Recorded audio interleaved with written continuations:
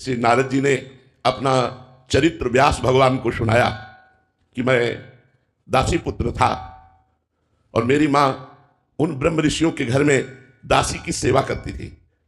तो उन ब्रह्म ऋषियों के यहाँ कुछ महात्मा जन चतुर्मास करने के लिए आए, तो 4 महीने वो वहाँ रुके और मैं बालक था। मुझे संतों की सेवा का सौभाग्य मिला, उनके जूठे पात्र मार्जन करना, उनकी जूठन पाना, उनकी सेवा में लगना, और 4 महीने में बहुत एकाग्रता से उनकी सेवा की और उनके वचनों को सुना।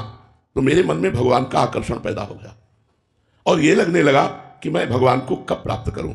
इतने में मेरी माँ का देहांत हो गया, सर्प ने डस लिया, तो जो कुछ हमारा बंधन था वो भी कट गया और मैं घोर जंगल की तरफ चल पड़ा। चलते चलते एकांत सुंदर सरोवर देखा और एक पीपल का वृक्ष देखा। सरोवर में स्नान करके जे ही पीपल के वृक्ष के नीचे बैठा, ते ही भगवान की मंगलमयी मूर्ति हमारे ध्यान में आ गई। जे ही ध्यान में आई मैं रोमांचित हो गया, अश्रुपुलकित हो गया। अभी भरपूर देख भी नहीं पाया था कि वो मूर्ति अंतर ध्यान हो गई।